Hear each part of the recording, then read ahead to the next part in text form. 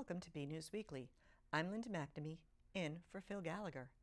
Joining me on this week's edition is BNews Director Rich Hosford, reporters Tad Stefanek, Robert Paris, and John Vayas, Chris Flaherty on Community Calendar, and Liz Gillespie with Sports. The Burlington Board of Health is warning residents to take precautions against mosquitoes after 2 diseases contracted by bites have been detected in town. The Burlington Board of Health said it would like to inform residents that Eastern equine encephalitis, or EEE, and West Nile virus have been detected in mosquitoes collected from Burlington on August 29, 2019. West Nile virus can affect people of all ages. However, people over the age of 50 are at higher risk for severe disease and is usually transmitted to humans through the bite of an infected mosquito. Most people infected with West Nile virus will have no symptoms. When present, symptoms tend to include fever and flu-like illness. In rare cases, more severe illness can occur. EEE is a rare but serious illness spread by the bite of an infected mosquito. While it can infect people of all ages, people under 15 years of age or over 50 years of age are at greatest risk for serious illness. Mosquito bites include: be aware of peak mosquito hours. The hours from dusk to dawn are peak biting times for many mosquitoes. Consider rescheduling outdoor activities that occur during evening or early morning. Clothing can help reduce mosquito bites. Although it may be difficult to do when it's hot, wearing long sleeves, long pants, and socks when outdoors will help keep mosquitoes away from your skin. Apply insect repellent when you go outdoors. Use a repellent with DEET, permethrin, pericardin, or oil of lemon eucalyptus, according to the instructions on the product label. Mosquito-proof your home. Drain standing water. Many mosquitoes lay their eggs in standing water. Limit the number of places around your home for mosquitoes to breed by either draining or getting rid of items that hold water. Check rain gutters and drains. Empty any unused flower pots and wading pools, and change water regularly in bird baths. Install or repair screens. Some mosquitoes like to come indoors. Keep them outside by having tightly fitting screens on all of your windows and doors.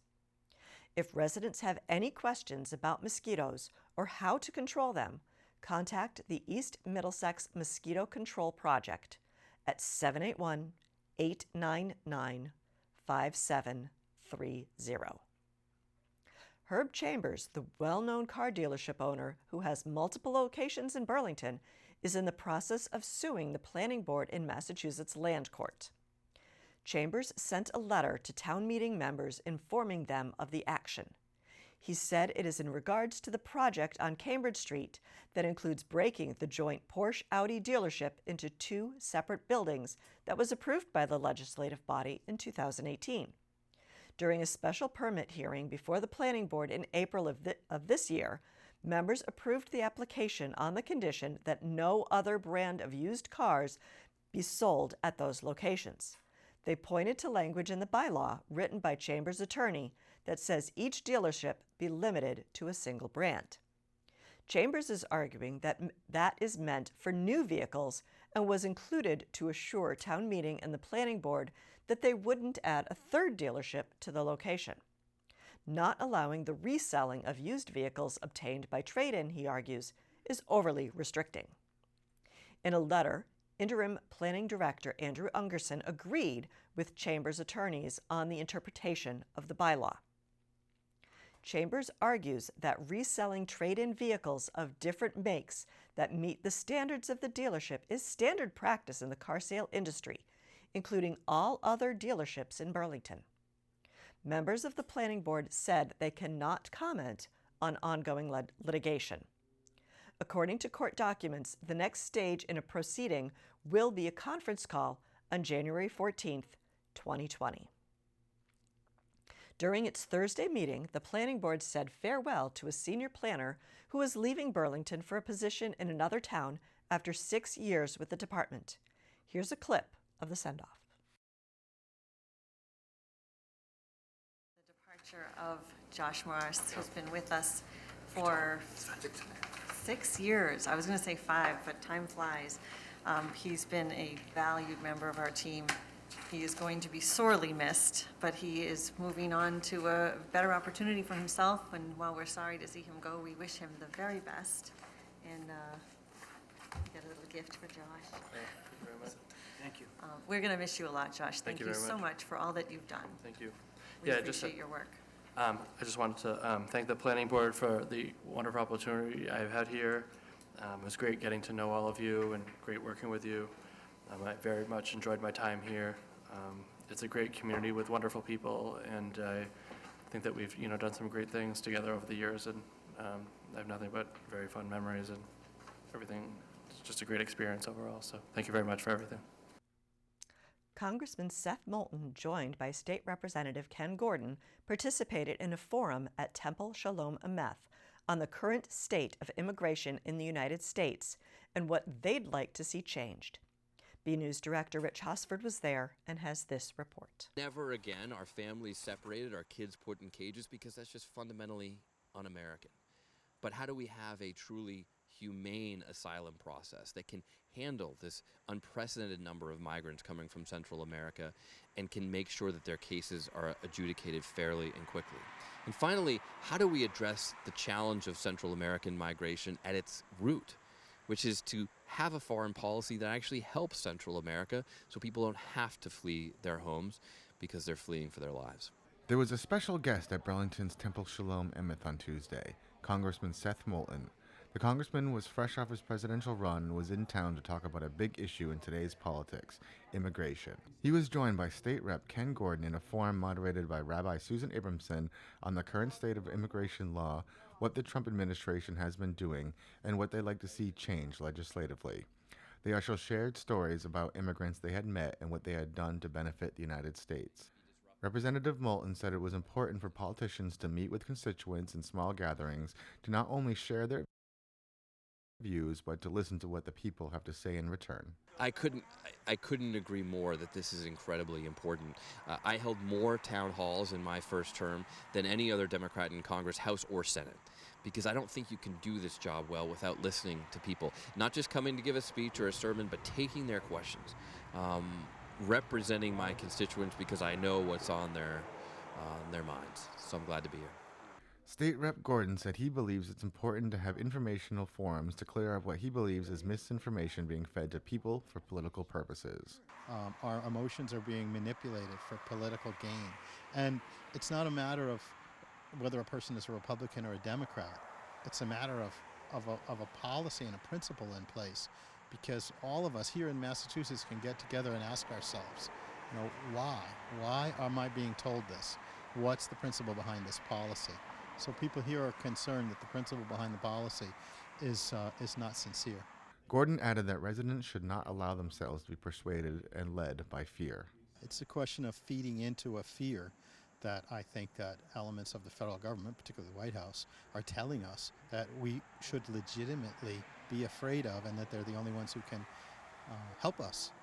When in fact, if what the conversation was about is that people do have issues that they have to deal with. They do have problems. People at the lower end of the income spectrum are in a situation where their dollar doesn't go very far. But it's not because an immigrant is coming to get their job. It's because technology has changed. It's because they need training. And so we spend our time working on programs like workforce training and not immigration bullying. Host of the event, Rabbi Abramson, was a bit more pointed on how she sees the administration's current actions against immigrants.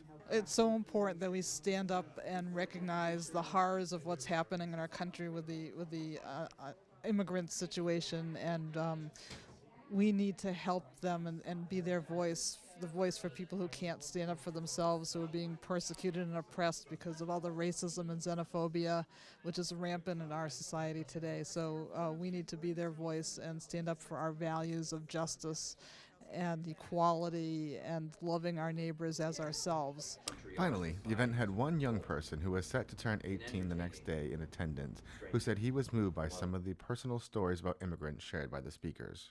Well, I thought they were very interesting and very eye-opening, because it's very important to like have personal stories to connect with, especially more locally, like in Lynn or like the veteran story, because like the more connections you can make with the people, the better outreach you can get, because they'll be able to have more heart in it. From Temple Shalom Emeth, I'm BNEWS Director Rich Hosford.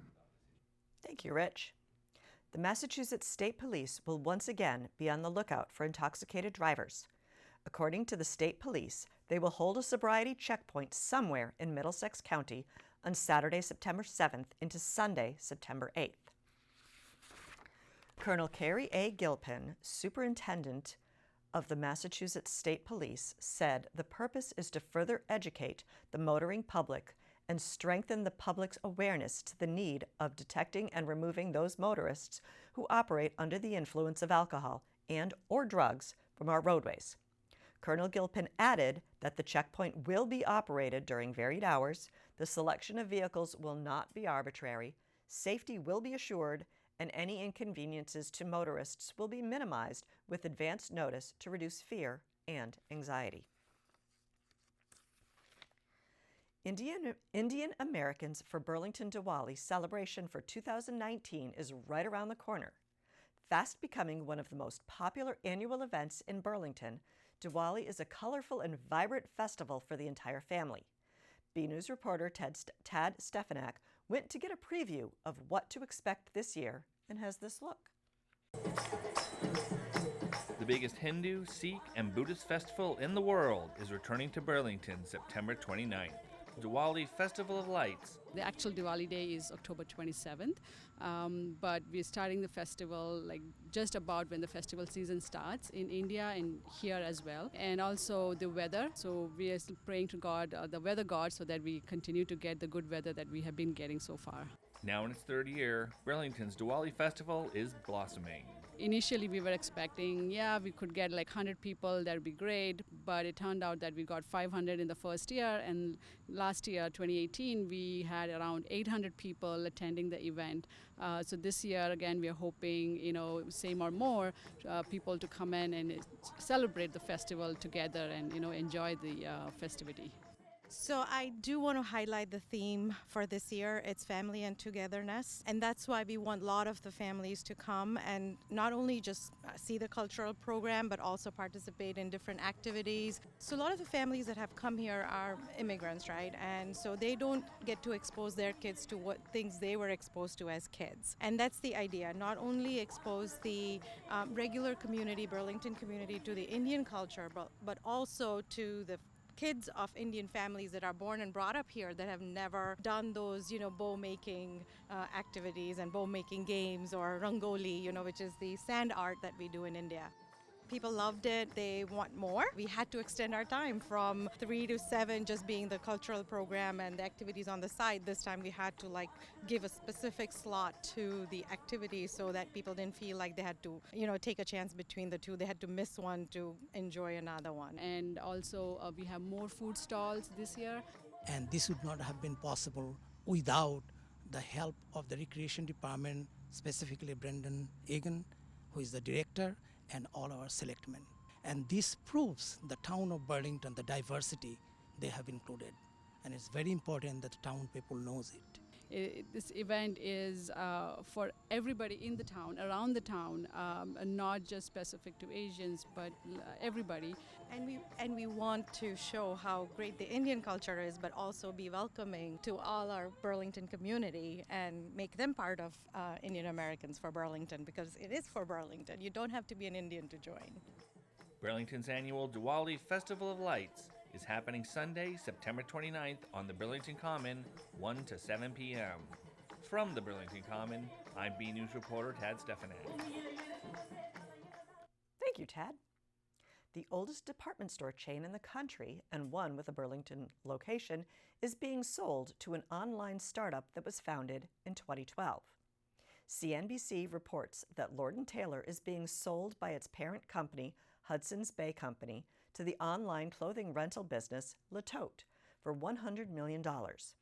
The deal will allow the chain to continue a transformation of its operations in the wake of falling sales. The deal states that Le Tote will acquire Lord & Taylor's brand and intellectual property and it will take over operation of 38 stores as well as its online presence. It will offer the merchandise in smaller format stores and include rental options for $79 per month, allowing customers to keep up with the latest fashions without putting down the money to actually buy the clothing. Le Tote founder Brett Northart said that based on his business's track record and industry research, this is the option many customers are looking for. What will happen to the larger Lord & Taylor stores is unknown at this time. Under the deal, Hudson's Bay will retain ownership of the real estate and will continue to make rental payments for at least the first 3 years of the new arrangement. Hudson's Bay also retains the right to reassess and redevelop the locations. There is a Lord & Taylor in the Burlington Mall. The Burlington Players are gearing up for their upcoming fall production of The Hallow, based on the novel by Agatha Christie. BNews reporter Robert Paris went to a dress rehearsal and has this look. Let's take a trip back to England in the 1950s. The Burlington Players are ready for another year of entertaining audiences with their upcoming fall production of The Hallow. Well, it's based on an Agatha Christie novel called The Hallow, and it's her dramatization of it. A family called the Angatels are having a weekend party, and mayhem ensues. There's a dead body, there's a couple of love triangles, there's inspectors and detective sergeants trying to solve the case, and it's a lot of fun. It took a lot of preparations to make this production possible. This one was a lot of fun because, as you can see, it's one set and one location, so we could put a lot of effort into making it look like a wealthy home in the 1950s. So that's been a blast, and it's also a relatively large cast. There's 12 actors, so it's been fun to work with that many different people and to create the world and the family of the play. It's been a lot of fun. I had a chance to talk to the ensemble cast. I'm playing Lady Lucy Angatel. And I'm Sir Henry Angatel, KCB. She seems to be a little bit off, but she mostly plays that to get her way. She's a tiny bit manipulative. And Sir Henry was just recently retired, the last couple of years, from being the governor of one of the provinces in India, one of the colonies. And so just moved back to England and established residence at the Hallow, which is where the whole action of the play takes place. So I'm playing the inspector, so I'm really just here to find out who killed Don Cristo, you know. I'm playing Doris, who is the maid to the Angatels. She's not a very good maid, and she is often reprimanded or tries to sneak things like extra candy or sherry if she gets the ability. But she knows there's some funny things going on in this house, and she wants to make sure that everything's okay. Lastly, the cast and crew are excited to bring this novel to life. It's always interesting to see a new play when you actually don't know what's going to happen. So many spoiler alerts out there with everything. It's kind of interesting to see a new piece that isn't familiar to you. They find it either funny or personable or just really entertaining, you know. As long as they take something away, then we did our job. It's a great story, and it's great characters, and to not be afraid of older plays. For the cast, I just wanted them to have fun too. I mean, if you're going to spend the summer rehearsing instead of at the beach, I'd like everybody to have a good time. And that's sort of what the goal was. From the Park Playhouse, I'm Robert Paris for BNews Weekly. Thank you, Robert. An upcoming fundraiser will give area children an opportunity to get out and ride their bikes, trikes, or scooters while learning about the value of helping those in need. The first Burlington PMC Kids Ride will be held to raise money for the Dana-Farber Cancer Institute and the Jimmy Fund. This PMC Kids Ride is a way for kids to help kids. The ride will be held on Sunday, September 29th in the district off of Mall Road. Registration will be held from 8 to 9 a.m., and there will be a short opening ceremony at 9 a.m. Kids can ride from 9:15 to 10:30 a.m., and there will be an after party from 10 a.m. to noon.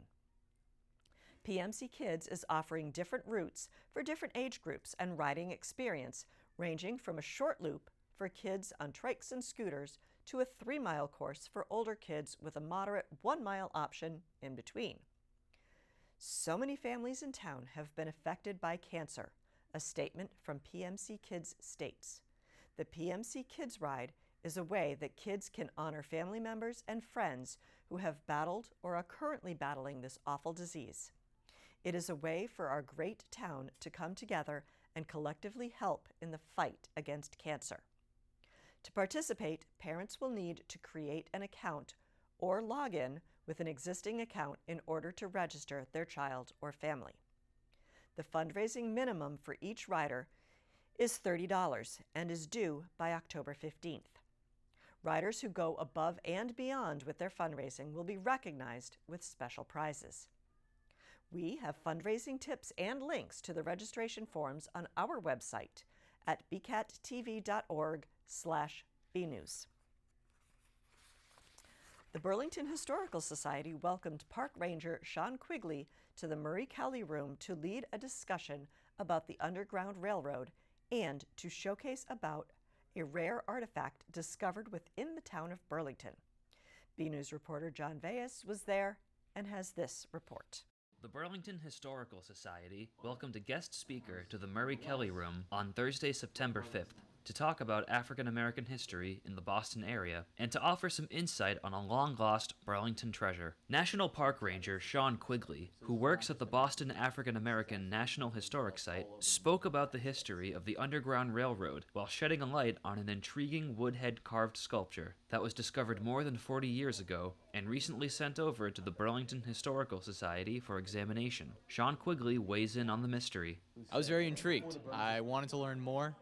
And I am always very fascinated with artifacts that are found or almost rediscovered after, they've kind of been lost for a while. So it's really cool to have a new narrative on something that, people have had for a while and haven't necessarily explored.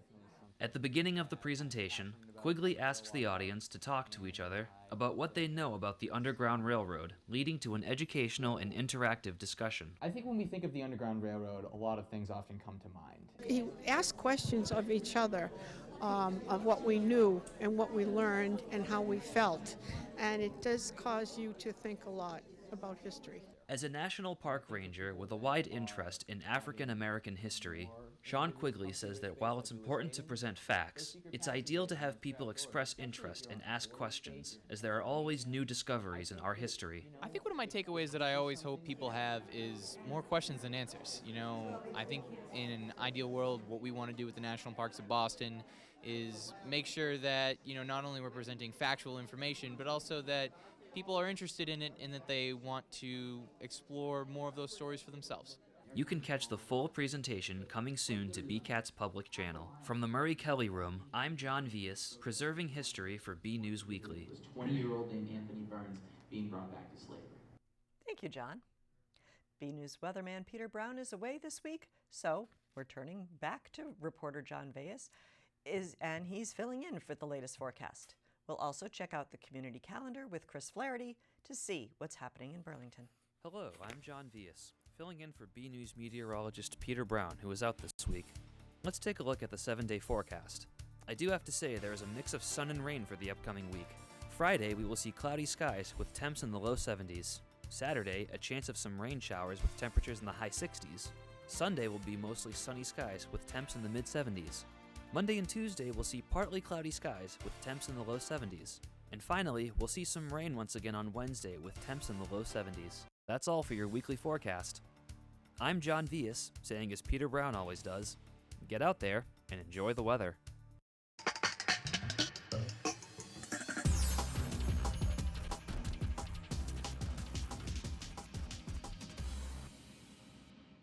Hello, I'm Chris Flaherty, and this is your community calendar.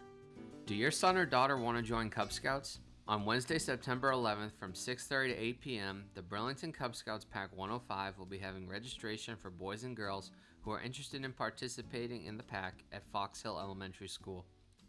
The fun, hands-on learning and adventure puts kids in the middle of the action and prepares them for today and for life. Everyone is welcome. For more information, visit pack105burlington.org. Enjoy some ice cream while helping a family in need. On Friday, September 13th from 5 to 7:30 p.m., the Primrose School in Burlington will be having their 5th annual ice cream social. The social will benefit a local family with medical expenses. Everyone is welcome, but the school is asking for a $25 donation per family. There will also be a raffle drawing. For more information, visit Primrose School of Burlington on Facebook or call 781-265-4400. Let's remember those that lost their lives that fateful day in September. On Saturday, September 14th, the Burlington Parks and Recreation Department will be having a day trip to the New York 9/11 Memorial and Museum. Everyone is welcome, but pre-registration is required. The cost is $99 per person. To register, call the Parks and Recreation Department at 781-270-1695. I'm Chris Flaherty, and this has been your Community Calendar. Thank you, Chris, and thank you, John. The Red Devils' fall sports season has begun. For how the first handful of games and matches went, we go now to BNews sports reporter Liz Gillespie for this week's Sports Report. Hey everyone, I'm Liz Gillespie for your weekly sports report. Burlington High School has already begun their fall season. The Lady Devils field hockey team traveled to Woburn for their season opener and came out with a 2-0 victory over the Tanners on Wednesday afternoon. Goals were made by Anna Otis and Katie Kalina. The Lady Devils will have their home opener against the Winchester Sachems on Friday afternoon. Both the boys and girls soccer teams faced off against Woburn in their home openers as well. Unfortunately, things didn't go as planned. Both teams lost to their rivals on Thursday. The Lady Devils lost by a score of 3-1. However, Sylvia Cummings managed to get the Burlington on the board late in the game. The boys suffered a shutout against the Tanners by a score of 2-0. Both the boys and girls soccer teams will be back in action on Tuesday afternoon to take on the Winchester Sachems. The boys will play home while the girls will play away. The Lady Devils volleyball team headed down Wynn Street to take on their rivals, the Woburn Tanners, on Thursday afternoon. The team got the win on the road. Senior Krista Magnarelli severed 14 out of 14 with 2 aces. Senior and Captain Kelly Joyce led the team in kills with 14. Junior Caroline Curtin and Krista Magnarelli both had 8. Finally, Senior and Captain Lindsay Baxter added 12 digs. The girls will play their home opener against Winchester on Tuesday afternoon here at BHS. The girls varsity swimming and boys golf will begin their seasons on Friday. Cross country will begin on September 17th. Finally, BHS football will have their season opener at next Saturday afternoon in Lawrence. And that's all for your weekly sports report. I'm Liz Gillespie. Back to you guys in the studio. Thank you, Liz. Another week, another photo to highlight. This week's photo features a unique approach to fundraising. It was sent in by Veronica Cacciola and shows John Cacciola with a group of plastic lawn flamingos at a Burlington home. The flamingos are from Burlington Communitas, 4th annual Flamingo fundraiser, where the flamingos are placed in people's lawns and are moved to another lawn of their choice for a donation to the organization.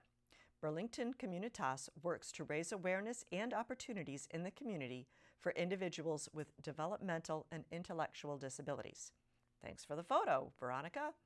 We'd like to see your photos. They could be of something you see around town, the weather outside your own door, or even photos of your family members and pets.